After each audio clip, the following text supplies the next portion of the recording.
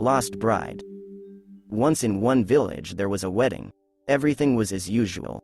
We went to the registry office, drove in cars along the main street of the village, arrived at a cafe, where one large table had already been laid.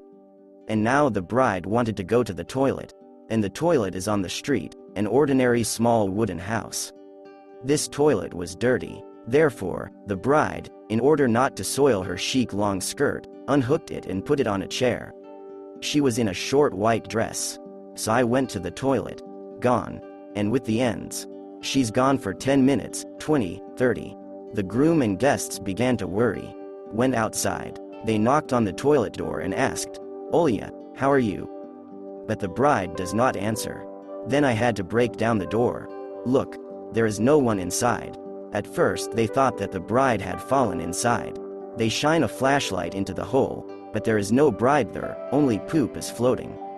Got a long stick. They started digging into the hole. But the girl was not there. They thought the bride had run away. They began to look for her throughout the village, asking neighbors. But no one saw Angelina's bride anywhere. She was not at home, she was not with friends and relatives. She wasn't anywhere.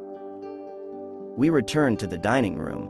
Then someone exclaimed, "Where is the bride's skirt?"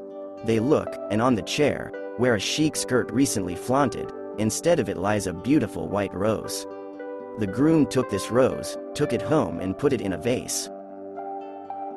A day passed, a week, a month, 2 months, and the bride was never found. And the white rose stood in a vase and did not fade, it was still the same white and beautiful. And it smelled. The groom looked at the rose and wept, remembering his missing bride. And he did not take off the wedding ring from his finger. More than a year has passed, and the white rose continued to stand in a vase. But once the groom noticed that red drops flow from the white rose petals and fall on a white napkin. The groom looked closely, blood. He realized that something terrible was happening to his bride. He ran out into the street, began to run around the village, calling for help. Freaked out everyone, but no one knows what to do in such a situation, where to look again. The groom is reassured, and he is even more worried. They run to the same toilet. The groom pulled the door so hard that it came off. But there was no one in the toilet. Then someone shone a flashlight on the ceiling. Everyone saw a big black spider and some white little bundles.